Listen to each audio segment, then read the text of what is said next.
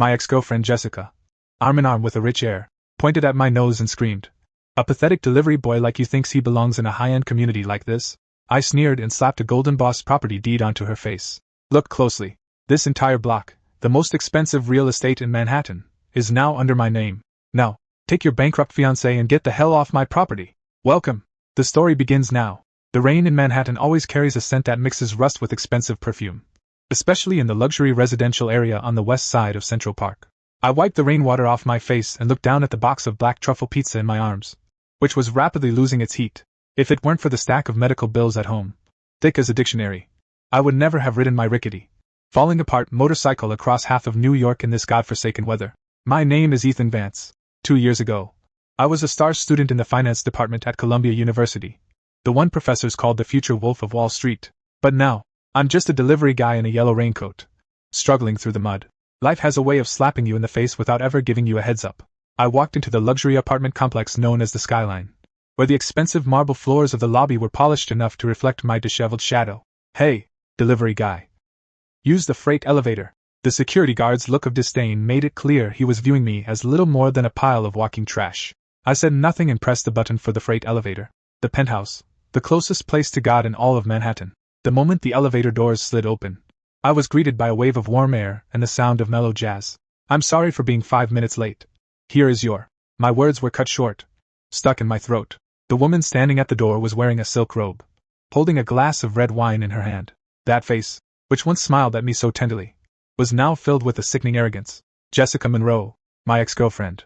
48 hours after the Vance family went bankrupt, she blocked all my contact information. Ethan? Jessica froze for a moment, then burst into a fit of shrill laughter.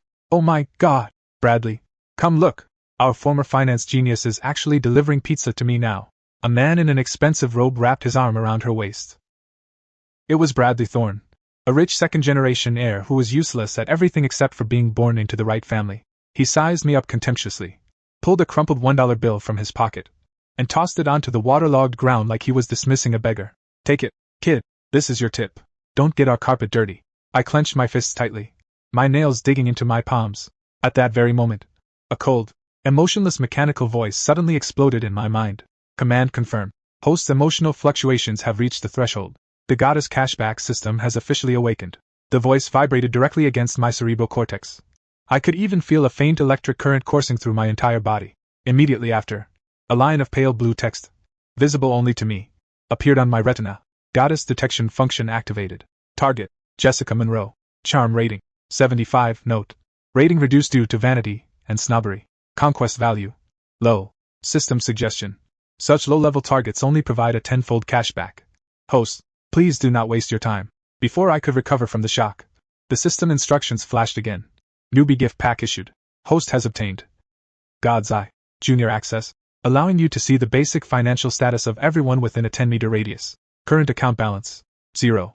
I took a deep breath and looked at Bradley. With the system's enhancement, a phantom red number appeared above his head. -10 million. I was stunned.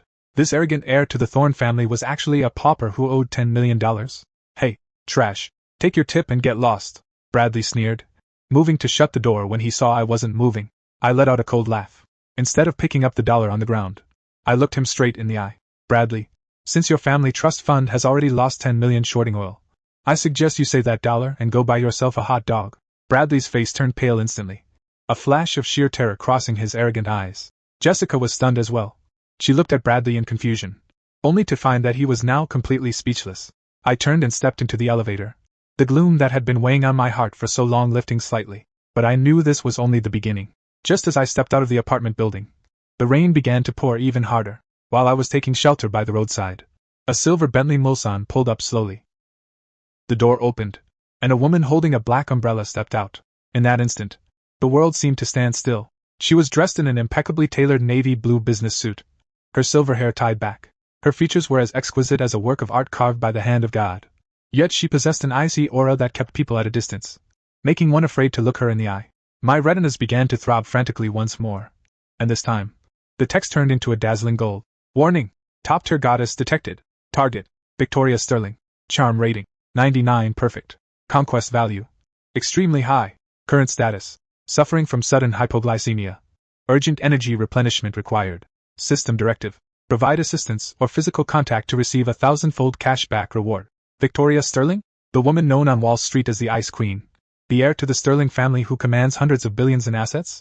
I saw her exquisite brow furrowed as her body swayed slightly. Her knuckles were turning white from the force of gripping the car door. Her driver was busy retrieving something from the trunk, completely oblivious to her distress. Ignoring my own soaking wet clothes, I grabbed a high-concentration glucose supplement, originally kept for my own low blood sugar, from my delivery box and charged into the curtain of rain. Miss Sterling, you need this, I said, firmly catching her slender arm. Cold.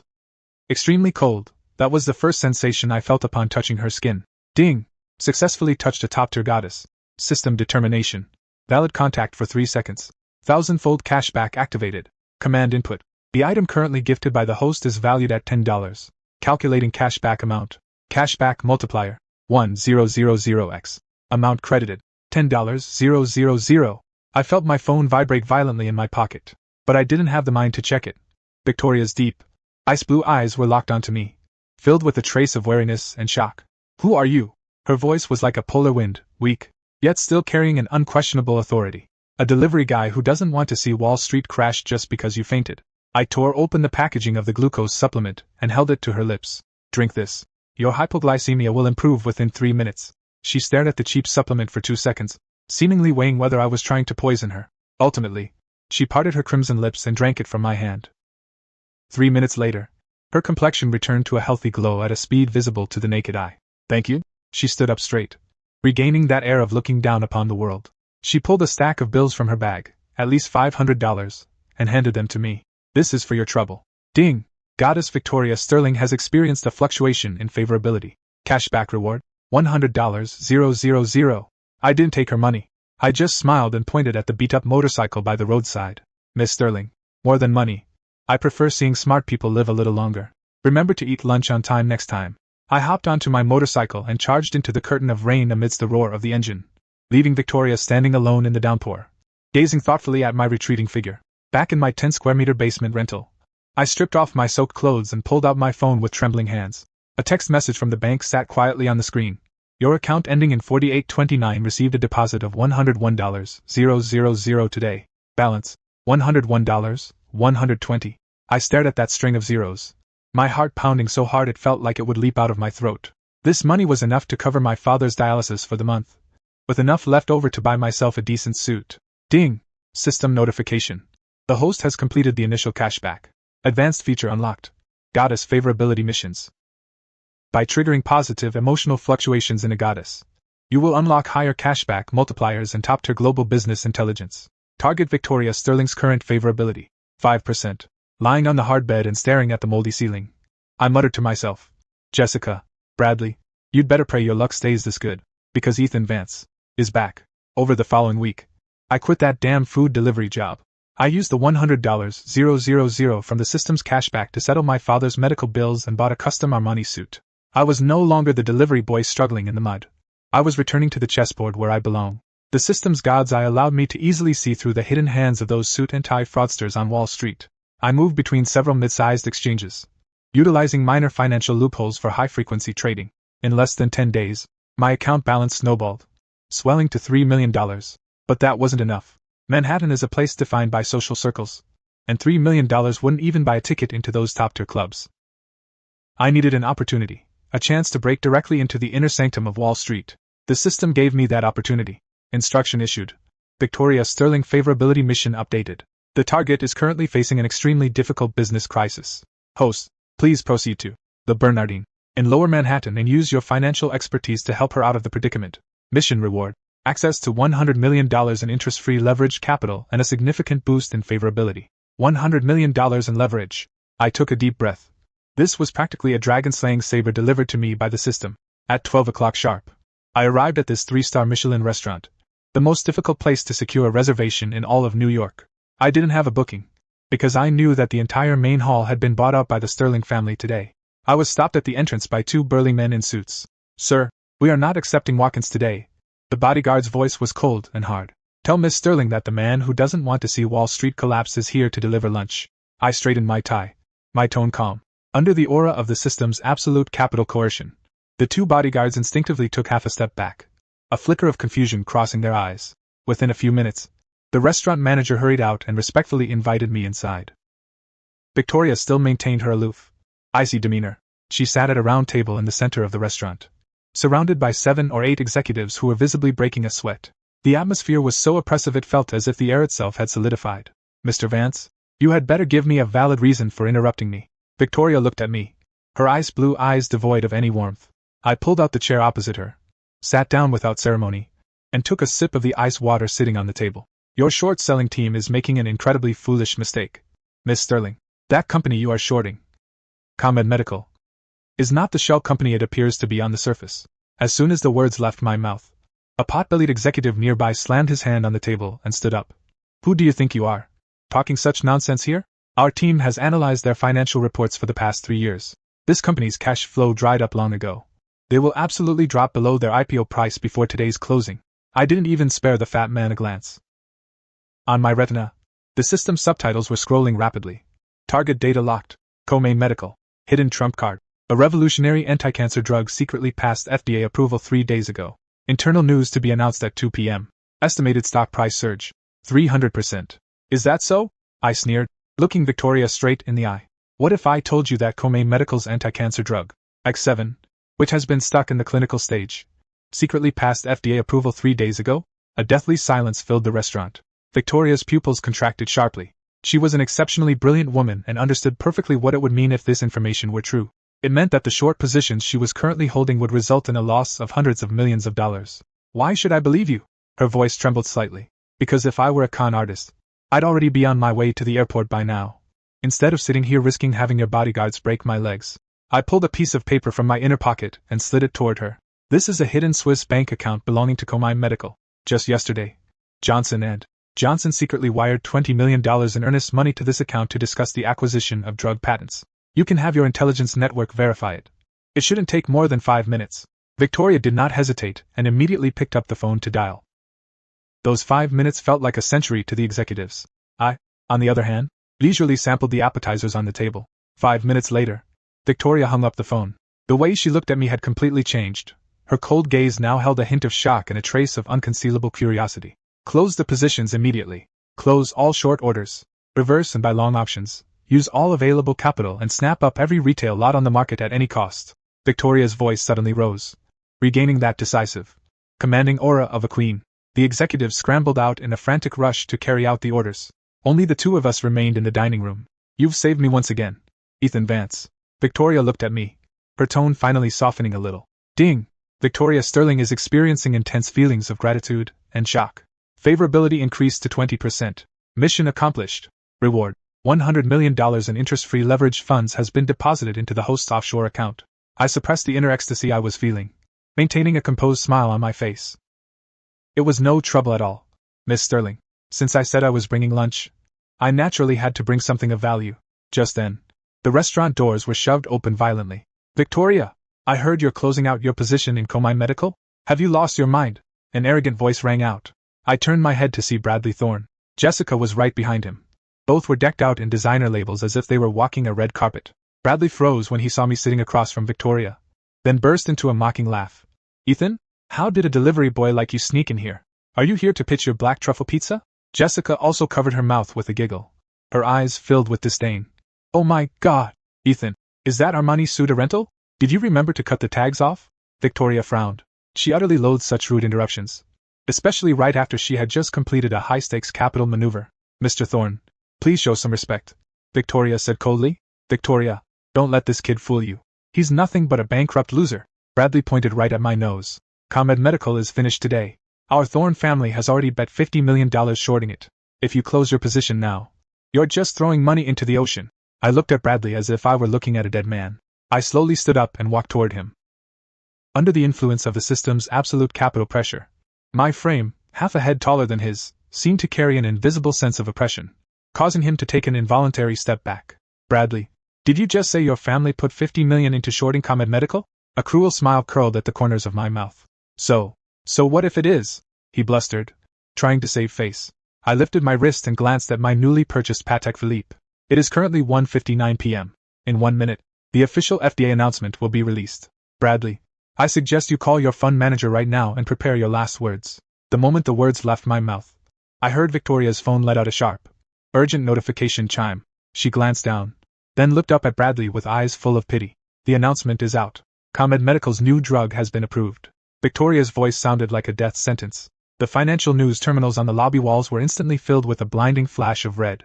After a 1-minute trading halt, ComEd Medical's stock resumed trading with a terrifying surge of 300%. Bradley stared fixedly at the screen, his legs giving way as he collapsed onto the floor. His $50 million in short-selling capital, amplified by leverage, was instantly liquidated. Not only was every cent gone, but he now owed the brokerage a massive sum of money. No, this is impossible. This is absolutely impossible. Bradley clutched his hair like a madman. Jessica was also stunned by this sudden turn of events. She stared at me blankly, as if she were seeing me for the first time. I walked over and pulled a crumpled $1 bill from my pocket, the same one he had thrown at me that day. I leaned down and gently tucked the bill into his suit pocket. Keep it, Bradley. This might just be your grocery money for the next 2 weeks. As I left Le Bernardin, the Manhattan sunlight pierced through the clouds, casting a golden glow onto the glass facade of the Nasdaq market site. $100 million in interest-free leveraged funds now sat quietly in my account, my strongest chip for returning to the high-stakes tables of Wall Street. The system's notification chimed in my mind right on cue. New phase mission activated. The new player on Wall Street. The host must utilize existing funds to complete an alpha-generating trade in the dark pool markets within 48 hours and establish the prototype of their own investment firm. Mission reward. Unlock the Thorne family asset architecture perspective. The dark pool market. That is the Shura field beneath the surface of Wall Street. Only the true capital titans and the most frenzied speculators dare to fight there. I walked straight toward 40 Wall Street. It was an unremarkable, aging building, but hidden beneath it lay New York's largest private trading club, the Abyss. The guard at the entrance stood like a black iron tower. Without an invitation, not even a fly could get inside. Sorry, sir, private club. The iron tower blocked my path. I didn't say a word, but simply reached into the inner pocket of my suit, bolstered by the system. The calm yet overwhelming pressure I radiated made the guard tense up, his hand instinctively moving toward the holster at his waist. What I pulled out wasn't a weapon, but a solid black metal card. This was the admission ticket provided by the system when it issued the $100 million leverage, signifying that the holder possessed a cash flow exceeding $50 million. The guard's expression changed instantly upon seeing the card. He respectfully stepped aside and pressed the fingerprint lock hidden on the wall. The elevator descended steadily. The moment the doors opened, I was hit by a wave of boisterous shouting, cigar smoke, and the adrenaline-pumping scent of perfume. On several massive screens in the center of the hall, prices flickered for various options, private equity, and even distressed asset packages that were not listed on the public market. This is the jungle of capital, and I am here to hunt. I walked to the bar and ordered a single malt whiskey. The system's god's eye had already begun operating at high speed, scanning the dizzying array of data on the screen. Target locked. A California-based AI startup named Nebula Tech. The company is seeking a $10 million emergency bridge loan on the dark pool to cover upcoming server lease payments. Hidden information. In 3 days, Silicon Valley giant, Oracle, will announce a $200 million strategic acquisition of the firm. Expected return, 500%. The corners of my mouth curled up slightly. This was the one. Just as I was about to find a broker to place my order, a loathsome voice rang out from behind me. Yo, isn't this our delivery boy? What's the matter? Come here to peddle your cheap takeout? I turned around and saw Bradley. Although he had just taken a massive hit on ComEd Medical, he was still the heir to the Thorne family. After all, a starved camel is still bigger than a horse. He maintained that same arrogant, insufferable look. He was flanked by 2 sycophantic lackeys, but Jessica was nowhere to be seen. What's wrong? Did Jessica realize you're a broke loser and bail on you? I swirled my glass, my tone mocking. Bradley's face instantly turned livid. He lunged toward me, lowering his voice and speaking through gritted teeth. Ethan, don't get cocky. You just got lucky with ComEd Medical. In this place, it's real money that talks. Today, I'm going to show you what true capital looks like. He turned his head and shouted at a potbelly broker. Mike, that bridge loan project for Nebula Tech, I want it. $10 million. And I'll offer 12% interest. Mike wiped the sweat from his forehead and said with a forced smile, Young Master Thorne, this project is extremely high risk. They can't even afford next month's rent. Shut up. I have plenty of money. I'd be happy to throw it in the water just to hear the splash. Bradley looked at me provocatively. Well, Popper, do you dare to compete with me? He clearly had no idea about the insider information regarding the upcoming acquisition of Nebula Technology. He simply wanted to suppress me in front of everyone to regain the face he had lost at the restaurant. I sighed, set down my wine glass, and walked over to Mike. Under the system's absolute capital pressure, Mike felt as though the young man before him was an insurmountable mountain, making it nearly impossible for him to breathe. $20 million. I uttered calmly. The surroundings fell silent instantly, and everyone looked at me as if I were a madman. Bradley's eyes widened even further, as if he had just heard some far-fetched fairy tale. Are you joking? Nebula Tech only needs 10 million, Mike stammered. I'm buying 30% of their equity. I stared at the project code on the large screen. I'm not just settling their bridge loan. I'm becoming their largest individual shareholder. No, immediately. Get the contract ready for me. I pulled the solid black metal card directly from my pocket and slammed it onto the bar counter. This is a cashier's check issued by Citibank. It can be cashed at any time. Bradley stared at the black card, his expression shifting through a spectrum of colors. He recognized the card. Of course, it was a status symbol reserved only for the ultra-wealthy. Even his father, who had always been stingy with him, only possessed one. How could you possibly have something like this? This is definitely a fake, Bradley shrieked like a cat that had its tail stepped on. If you think it's a fake, you can call the police right now, I said, looking at him coldly. But I'm warning you, Bradley, if you keep jumping around here like a clown, I'll make sure you don't even make it out of this door today. Just then, a cold, clear voice rang out from the back of the crowd. This card is genuine. Furthermore, I have personally verified Mr. Vance's funds. The crowd parted automatically as Victoria walked in, wearing a sharp black trench coat and carrying the presence of a queen. Her appearance seemed to cause the temperature of the entire underground exchange to drop by several degrees. Victoria? What are you doing here? Bradley was completely dumbfounded. I'm here to see Mr. Vance. Victoria walked up to me, a faint, almost imperceptible smile flickering in her ice blue eyes. It looks like you're having quite a bit of fun here. Just teaching an arrogant dog a lesson, I said with a slight smile. Mike was incredibly efficient. 5 minutes later, an equity transfer agreement bearing the electronic signature of the founder of Nebula Tech was delivered to me. Without a moment's hesitation, I signed my name. Ding! Congratulations to the host.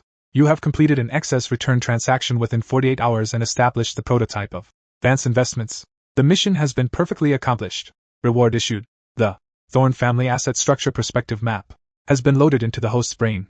In that instant, a vast and complex network diagram emerged in my mind. Every property under the Thorne family name, every shell company, and every hidden debt was clearly displayed before my eyes. I looked at the stunned Bradley, a cruel smile curling at the corners of my mouth. Bradley, go back and tell your father. The game has only just begun. On the third day after the founding of Vance Investments, the news of Oracle acquiring Nebula Tech for $200 million sent shockwaves through Silicon Valley and Wall Street. The 30% stake I had purchased for $20 million instantly skyrocketed to $60 million. Combined with the profits previously earned from Comai Medical, the liquid capital in my hands was now approaching $100 million. More importantly, I possessed the Thorne family asset architecture schematic rewarded by the system. It was like a treasure map, except instead of marking gold and silver, it highlighted every fatal vulnerability in the Thorne family's line of defense. Friday night, the Pierre Hotel, Upper East Side, Manhattan. A charity gala was being held here tonight, ostensibly to protect the marine environment. But in reality, it was a vanity fair where Wall Street titans exchanged interests and expanded their networks. I knew Bradley and Jessica would definitely be there. The Thorne family's capital chain had been tight recently, and they desperately needed an occasion like this to find a new sucker to take over. I was wearing a $20,000 custom suit, with Victoria on my arm. The Ice Queen had, for once, donned a backless evening gown as deep as the night sky, instantly drawing the gaze of half the room. Are you sure you want to do this? Victoria asked in a voice only the two of us could hear, gently swirling the champagne in her glass. She had already learned from me about the deep-seated rot within the Thorne family, and was well aware of my plans for tonight. It's what they owe me. I smiled, my gaze sweeping across the opulent ballroom. Besides, clearing the market of trash is our responsibility as investors. Isn't it? Ding! Victoria Sterling's favorability has increased to 40%. System evaluation. The host's decisiveness and ambition are deeply appreciated by the Iceberg heiress. Just as we stepped into the main hall, a piercing voice cut through the elegant symphony. Oh, my God! Everyone, look! Our delivery boy actually managed to sneak in. Jessica, wearing an extremely revealing red dress and clinging to Bradley's arm, shouted with exaggerated flair. Her voice immediately drew the attention of several nearby Wall Street up-and-comers. Bradley looked at Victoria by my side, a flash of unconcealed jealousy and anger crossing his eyes. The humiliation at the underground exchange a few days ago was still fresh in his mind. Tonight, he was clearly looking to reclaim his dignity on his home turf.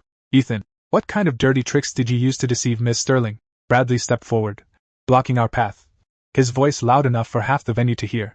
Everyone, let me introduce you. This is Ethan Vance. Just a few days ago, he was still delivering pizzas to me. His family went bankrupt long ago. Now, he's nothing more than a penniless fraud getting by on scams. Jessica chimed in, her face full of disdain. Yeah, Victoria, don't let that face of his fool you. He couldn't even afford his father's medical bills. How could he possibly afford a ticket to get in here? The people around us began to whisper, their eyes filled with suspicion and mockery as they looked at me. I didn't get angry. Instead, I found it somewhat amusing. Under the dual scan of the system's God's eye and perspective view, Bradley and Jessica were like two clowns streaking naked through the snow. Bradley, since you're so concerned about my financial situation, I'd like to show some concern for the Thorne family's Oasis project as well. I casually adjusted my cuffs. The Oasis project is a major Middle Eastern infrastructure investment fund recently promoted by the Thorne family, boasting an annual return as high as 20%.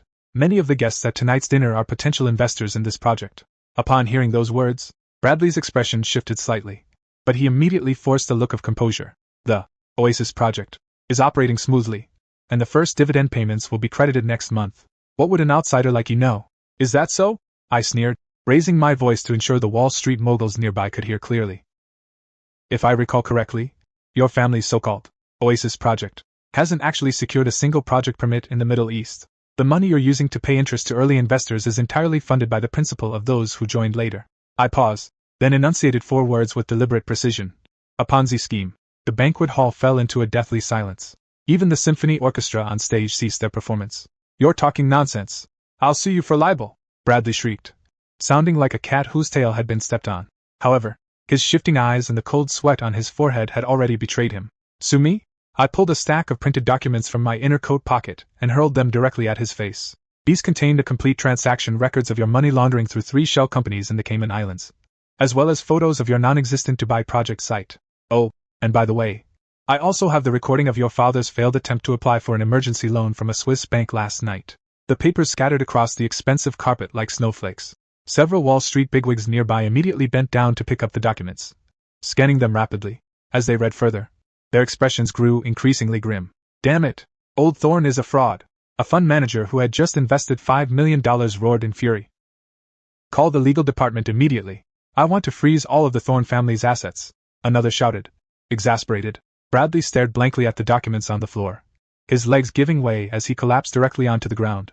He couldn't for the life of him understand how these top-secret documents, locked away in the family's most secure vault, had ended up in the hands of a pauper like me. Jessica was also stunned by this sudden turn of events. She looked at her fiancé, who was usually so glamorous but now lay slumped on the ground like a dead dog, and then at the predatory glares of the surrounding power players, finally realizing that disaster was imminent. Ethan. No, Mr. Vance, none of this has anything to do with me. I was deceived by him. It's you I love. Jessica suddenly lunged toward me, trying to grab my arm. I stepped aside in disgust, avoiding her touch. Miss Monroe, your love is far too expensive. I simply can't afford it. I looked down at her coldly. Haven't you always wanted to enter high society? Congratulations. Tonight's scandal will be on the front page of the Wall Street Journal tomorrow. You are certainly going to become the most famous woman in all of New York. I turned around and offered my arm to Victoria. Miss Sterling, I believe the air in here no longer suits us. Why don't we find somewhere else for a drink? Victoria looked at me, her ice blue eyes shimmering with an unprecedented brilliance. She took my arm, a stunning smile playing on her lips. With pleasure, Mr. Vance. Behind us were the utterly broken Bradley and Jessica, surrounded by a crowd of furious creditors. The downfall of the Thorne family had officially begun this very night. Early the next morning, a light rain began to fall over New York. The front-page headlines of the Wall Street Journal, Bloomberg, and the Financial Times were surprisingly unanimous. Thorne family's Oasis project implodes. Alleged $10 billion Ponzi scheme. I sat in my luxury apartment in Midtown Manhattan, holding a cup of black coffee and watching the massive screens on the wall. On the display, the stock price of the Thorne family's flagship enterprise, Thorne Real Estate, triggered a circuit breaker within the first minute of opening, plummeting by 20%. The system's cold yet pleasant voice echoed in my mind. Main quest updated. Short the Thorne family. Within 7 trading days. The host must utilize the absolute information asymmetry and leverage funds provided by the system to deliver a fatal blow to the Thorne family's core industries and completely shatter their capital chain. Quest reward. Unlock Manhattan Core Business District acquisition rights and $100 million in special operations funding. I took a deep breath and dialed Victoria's private line. Good morning, Miss Sterling. Did you enjoy the fireworks at Thorne Properties? Victoria's light laughter came through the phone, tinged with a hint of early morning lethargy. I must say, Ethan, your ability to generate news is even better than your taste in suits. My team has already mobilized. According to our plan from last night, The Sterling Fund is aggressively absorbing all the panic-sold short options for Thorn properties currently on the market. Good, I said, watching the red numbers begin to flicker on the screen again. But it's not enough. We need to push them to the edge of the cliff and give them a hard kick. I need you to leverage the Sterling family's media connections to expose all of the Thorn family's hidden offshore toxic assets. I want to make sure no bank dares to lend them another cent. As you wish. Victoria's tone returned to the crisp efficiency of a high-powered executive. Also, I want to remind you that old Thorn isn't that easy to deal with. He activated the family's final emergency funds this morning, attempting to support the market and buy back his own shares. Support the market? I let out a cold laugh. Then let him. My only fear was that he wouldn't place his bets. After hanging up the phone, I immediately logged into Vance Investments' hidden trading system. Now, it was time to show them what I could really do, guided by the system's perspective view. I knew that old Thorn's emergency fund account was located in an offshore bank in the Bahamas, totaling approximately $300 million. This money was his final lifeline. System. Enable the God's Eye deep tracking function. Trace the capital flow of the Bahamas offshore accounts. I commanded silently. Command confirmed. Tracking initiated. Target funds are entering NASDAQ in batches through 4 shadow brokers, attempting to build a defensive position at the $35 mark. I watched the tiny buy orders on the trading terminal accumulate, like flickering candlelight trying to stabilize the market amidst a raging storm. Since you like this price point so much, I'll grant your wish. Without hesitation, I threw in all $100 million of leveraged funds I held, with 50 times leverage applied. This massive $5 billion short order was like a heavy bomb, exploding directly onto Thorn Real Estate's trading board. The defensive position at $35 didn't even hold for a single second before being instantly torn to shreds. The stock price began to pour down like a waterfall. $30, $25, $20. In just 2 short hours, Thorn Real Estate triggered 3 more circuit breakers. Retail investors and institutions in the market were in a total panic, with everyone selling off frantically at any cost. Old Thorn's $300 million in emergency funds, when faced with the terrifying short positions leveraged at 50 times, was like a pebble tossed into the ocean. It evaporated completely without even making a splash. 3 o'clock in the afternoon, Bradley charged into my apartment building like a rabid dog. If I hadn't tipped off the security personnel in advance, he wouldn't have made it up at all. The door was violently kicked open. Bradley's eyes were bloodshot. His hair was a disheveled mess, and he was even clutching a self-defense pistol with the safety still on. "Ethan, you bastard! What on earth have you done?" he roared in despair. His pistol pointed at me, but his trembling hand betrayed the utter terror within him. I sat on the sofa, not even putting down the coffee cup in my hand, and merely gave him a nonchalant glance. Under the intimidation of the system's absolute capital pressure, the gun in his hand posed no threat to me. Instead, it only made him look more ridiculous. What did I do? I was simply teaching your father how to conduct a trade. I pointed to the shocking downward curve on the screen. Look, the closing price is $12. Your family's market value evaporated by nearly $10 billion today alone. Those pathetic shares in your hand aren't even enough to buy a few of the toilets your own company built anymore. How could you know about our accounts in the Bahamas? You didn't just crash the market. You cut off all our escape routes. Bradley finally broke down.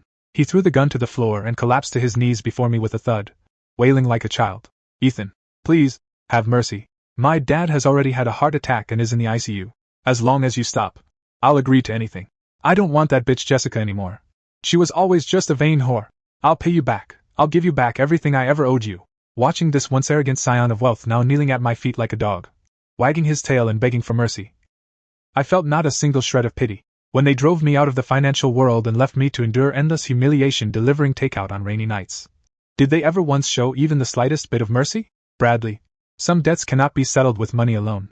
I stood up, walked over to him, and looked down at him from a position of absolute power. Go back and prepare the documents for bankruptcy liquidation. Tell old Thorn that this is just the interest. The main course is yet to come. I pressed the intercom on my desk. Security. There's some trash here that needs clearing out. Watching Bradley being dragged out of the room by 2 burly security guards like a dead dog, I turned toward the floor-to-ceiling window. Outside, the rain in Manhattan had stopped. The afterglow of the setting sun spilled over the rows of skyscrapers, as if laying out a red carpet for the impending capital carnival. Ding! Short-selling phase mission completion. 80%. Detected that the Thorn family's capital chain has completely snapped. The final fatal blow is about to begin. I took out my phone and sent a message to Victoria. Tonight, let's end this game. Monday's opening bell saw all of Wall Street shrouded in the dark clouds of the Thorn family's bankruptcy. Thorn Real Estate stock was immediately locked at the limit down price during the pre-market session, plummeting to a miserable sub-$2 valuation and becoming a total penny stock. But I knew that the Thorne family's true ace in the hole wasn't this real estate company I had riddled with holes on the stock market. It was the prime commercial district they controlled in the heart of Manhattan, Starlight Avenue. That district was the Thorne family's ancestral property, excluded from the asset pool of any listed company. It was Old Thorne's final hope for a comeback. System. Pull up the title appraisal and current mortgage status of Starlight Avenue. I stood before the massive floor-to-ceiling window, looking down at the greenery of Central Park. Instruction executed. Target asset. Starlight Avenue. Appraised value. $3 billion. Current mortgage status. Secretly mortgaged to Chase Bank yesterday in exchange for a $500 million short-term, high-interest bridge loan. An attempt to plug the margin gap of the real estate company. Default conditions. If the margin is not replenished before today's closing, Chase Bank will enforce a mandatory transfer of property rights. I smiled. Old Thorne was still restless even in the ICU, trying to gamble his ancestral property for that 1% chance of a comeback. Unfortunately for him, he ran into me. Ethan, are you ready to close the net? Victoria's voice came through the Bluetooth headset, carrying a trace of imperceptible excitement.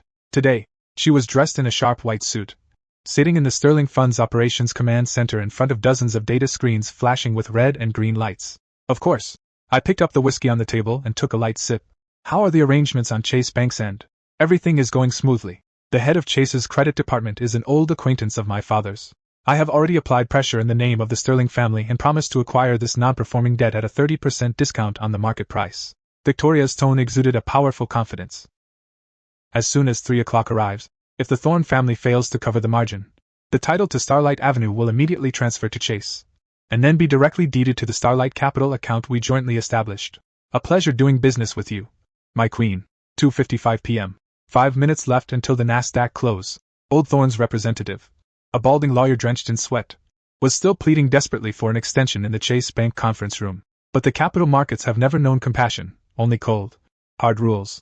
At 3 o'clock sharp, the closing bell rang. Ding! Main quest. Fatal hostile takeover. Perfectly completed. The host successfully exploited regulatory loopholes to intercept the Thorne family's core assets at a minimal cost. Quest rewards issued. Manhattan Core Business District M&A rights activated.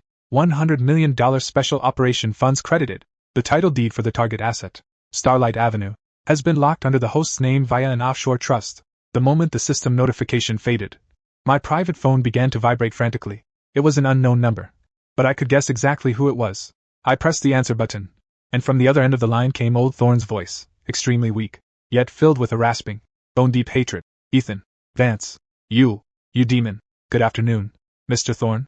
I heard your heart hasn't been doing well, so I'm truly flattered that you'd call me personally. My tone was as light as if I were discussing the weather. What? What do you actually want? You didn't just ruin my company. You stole Starlight Avenue. That was the lifeblood of the Thorne family for generations. Old Thorne began to cough violently over the phone, and the faint, anxious shouts of nurses could be heard in the background. All I want is to take back everything that belongs to me, and while I'm at it, teach you the true laws of capital. I dropped the smile, my voice turning as cold as polar ice. When you stabbed us in the back, drove my father to his death, and left me bankrupt and living on the streets, you should have known this day would come. Starlight Avenue is just the beginning. I am going to make the name Thorne vanish from Manhattan forever. I didn't give him another chance to speak and hung up the phone immediately. Turning around, Victoria had already pushed the door open and walked into my office. She held a thick, gold embossed document in her hand. Congratulations, Mr. Vance. She handed me the document, her ice blue eyes shimmering with a near fanatical admiration. From now on, you are the sole owner of Starlight Avenue. I took the heavy property deed, my fingertips brushing over the gold embossed letters. I have you to thank for your cooperation, Victoria. I looked at her, the distance between us narrowing to almost nothing. The system had already notified me that the favorability quest had entered its final stage. You know, Ethan, Victoria said, suddenly stepping forward to straighten the lapel of my suit. For someone as habitually cold and aloof as her, the gesture was incredibly intimate. I've met countless so-called geniuses on Wall Street, but you're the only one who makes me feel a sense of danger, yet leaves me unable to resist wanting to get closer. Ding! Detected that top-tier goddess Victoria Sterling is experiencing feelings of extreme admiration. Favorability has broken through the 80% critical threshold. Ultimate reward triggered. Host has gained maximum access to the Sterling family's secret business network. Obtained the exclusive Capital Tycoon aura. Charisma permanently increased by 50%. I looked into those ice blue eyes just inches away, which had now melted into the warmth of spring. Without hesitation, I pulled her slender waist toward me and leaned down to kiss her. She didn't refuse. Instead, she responded with passion. The proudest queen of Wall Street had now completely surrendered to me. As the kiss ended, she leaned against my chest, breathing slightly heavily. What do you plan to do next? Bradley is running around like a headless chicken begging for help. And as for that Jessica, I heard she's been made homeless by her creditors. Let's go inspect our new territory. I stroked her blonde hair, a cold glint flashing in my eyes. It's time to make those pieces of trash face reality once and for all. If Manhattan were a giant game of Monopoly, then right now, I haven't just won, I've bought the entire board. It was Wednesday afternoon, and the sunlight was blindingly bright. I stood at the intersection of Fifth Avenue and Starlight Boulevard, the heart of New York, where every inch of ground reeks of money. I looked up at the skyscraper that once bore the Thorn Tower sign. Several workers were suspended in midair, using heavy electric drills to pry off the massive thorn letters one by one, and beneath that wreckage, I saw two familiar figures. Bradley and Jessica were standing by the curb, a few rain-soaked LV suitcases piled at their feet. They looked utterly destitute. Bradley's suit was so wrinkled it looked like it had been pulled straight from a washing machine without being spun dry, while Jessica's once meticulously groomed blonde hair was now a bird's nest, her makeup smeared into a mottled mess by tears and sweat. Hey, hurry up, you idiots, be careful with my Hermes. Jessica's shrill voice echoed down the street, drawing frequent stares from passers-by. Several security guards in black suits, their faces cold, were sweeping their personal belongings out of the apartment lobby like they were tossing out trash. My apologies, Miss Monroe, Mr. Thorne, the lead security supervisor said in a frigid tone, devoid of any warmth. Ownership of this building has changed hands. The new landlord has explicitly demanded that by 4 o'clock this afternoon, any personnel or items associated with the Thorne family must be gone. Otherwise, we will take enforcement measures. How dare you! My father isn't dead yet! Bradley shrieked like a cat whose tail had been stepped on, swinging his fists frantically. However, standing before the burly security guards, he appeared utterly powerless and pathetic. I straightened my tie and stepped toward them. In my mind, the system's voice rang out once more, sounding like a stirring symphony. System detected host entering purchased core district. Scanning all district assets. Starshine Tower, Sky Hotel, Michelin 3-star restaurant, 17 luxury flagship stores. All property rights confirmed. Host's current net worth has exceeded $1 billion USD. System directive. Complete the final eviction and let all mockers witness the power of capital. Upon task completion, the ultimate reward will be issued. Chairman of the world's top financial association. I walked up behind them and spoke calmly. Bradley, it seems the lighting in this apartment is indeed excellent. Unfortunately, from now on, you'll only be able to see it in newspaper photos. The two of them spun around abruptly. When they saw me, the expressions on their faces were so classic they could have been in a textbook. First shock, then disbelief, and finally, deep despair. Ethan? You? How are you here? Jessica froze, her eyes instinctively darting to the limited edition black and gold Bugatti behind me, then to the impeccably tailored, understated yet immensely luxurious custom suit I was wearing. I came to see my new property. I pointed toward the skyscraper currently undergoing a name change. Your property? Have you lost your mind? Bradley let out a piercing laugh, a sound of sheer, desperate madness. This entire block is worth $3 billion. Even if you made a little money in the stock market before, there's no way you could buy this place. This must belong to Chase Bank, or the Sterling family. At that very moment, the security supervisor, who had been as cold as ice just seconds ago, suddenly bent his back the moment he saw me. He jogged all the way over to me, his expression filled with extreme reverence. Boss, you've arrived. The cleanup is nearing completion, and the Thorne family members are preparing to leave, he reported loudly, as if desperate for everyone around to hear. Then, it was as if the entire street had been hit by a mute button. The general manager of Starlight Mansion, the executive president of Skyline Hotel, and the managers of several luxury boutiques emerged from their respective establishments in their finest suits.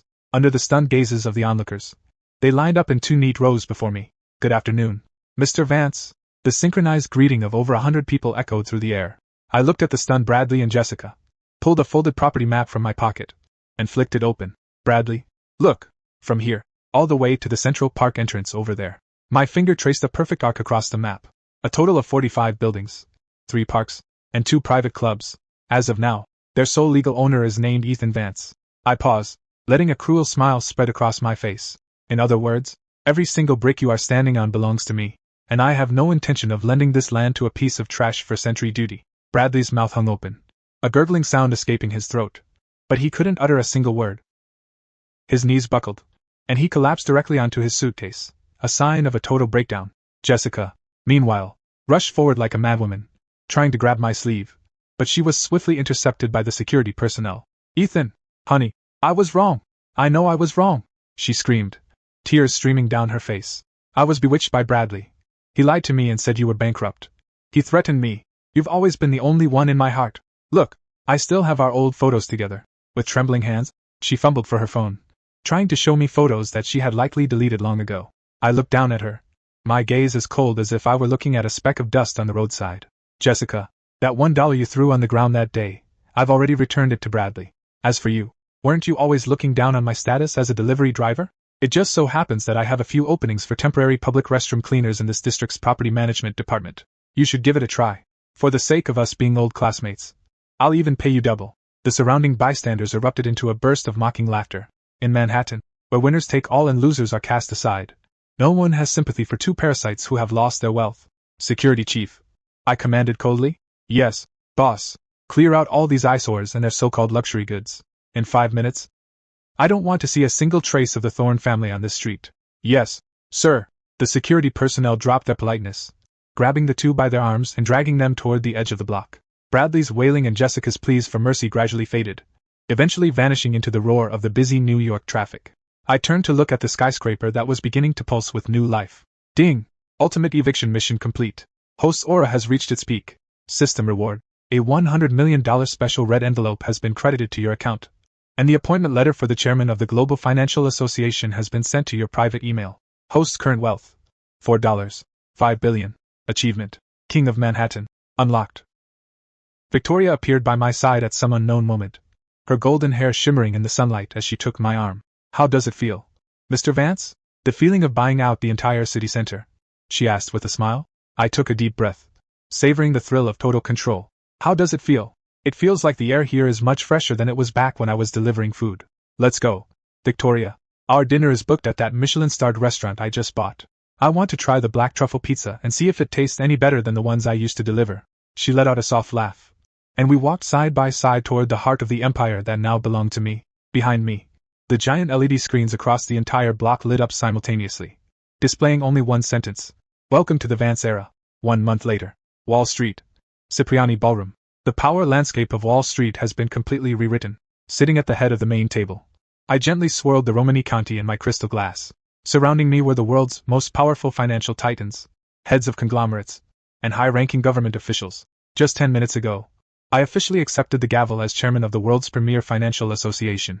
The old foxes of Wall Street, who once kicked the Vance family while they were down and looked upon us with disdain, were now lining up, wearing their humblest, even sycophantic, smiles. They sought only to secure a small portion of the capital feast now known as the Vance era. Cheers, Chairman Vance, the CEO of Goldman Sachs said, raising his glass respectfully with a deep bow. I gave a slight nod, my gaze calmly sweeping across the gold-leaf splendor of the Grand Hall. At that very moment, the long-absent electronic voice of the system rang out in my mind one last time. This time, the voice was no longer the cold, mechanical tone from our first meeting. Instead, it carried a hint of personified relief. Ding! It has been detected that the host has gained complete control over the core lifelines of global finance, and the wealth level has reached immeasurable. All main and side missions of the Goddess Cashback System have been cleared. Ultimate settlement initiated. The host has perfectly transformed from a low-level delivery driver into a capital tyrant reigning over Wall Street. The system's core functions, God's eye, and capital pressure, have been extracted and are undergoing permanent physical fusion with the host's brain. System prompt. A true king of capital needs no reliance on any system. You yourself are the irreversible rule. The system is about to unbind and enter permanent dormancy. Good luck, Mr. Ethan Vance. As an extremely faint current of warmth brushed over my body, I knew that the system, the one that had accompanied me as I fought my way out of the mire, had fallen completely silent. Yet, there was not a trace of panic in my heart, for the current me no longer required any cheats. I closed my eyes, and the data of a vast global commercial empire, along with secret capital flows, became as clear and controllable in my mind as my own limbs. I am the system. After the banquet concluded, I returned to Vance Tower, formerly known as Thorne Tower, to the super penthouse on the topmost floor. This is the place in Manhattan closest to God. Outside the window, a light rain began to fall over New York once again. I couldn't help but recall that night a few months ago, struggling in the muddy water while wearing a yellow raincoat. Back then, the rain carried the bitter taste of rust. Now, the curtain of rain felt like a baptism for my coronation. I heard that old Thorne, completely paralyzed by the blow of bankruptcy, is lingering on his last breath in a cheap public hospital in Brooklyn, facing the fate of having his plug pulled at any moment. Bradley was sentenced by the federal court to 30 years without parole for his involvement in a $10 billion commercial fraud. As for Jessica, someone spotted her near a budget motel in Queens, dressed in tattered clothes, washing an endless pile of greasy dishes in the back kitchen. Life is a funny thing. When you are strong enough, the slaps it deals out will eventually strike back at the faces of the arrogant, hundreds and thousands of times over. What are you thinking about? A pair of soft arms wrapped around my waist from behind. Victoria was wearing a silk burgundy robe, resting her head gently on my shoulder. The faint scent of her expensive perfume blended perfectly with the freshness of the rain outside. There was no longer any of the coldness from our first meeting, only an unreserved submission and deep affection for me. I was thinking about a black truffle pizza, I said, turning around to pull her into my arms with a soft laugh. On the coffee table sat a somewhat plain-looking takeout pizza box. I had specifically asked the driver to take a detour to that old pizza shop before returning to the apartment.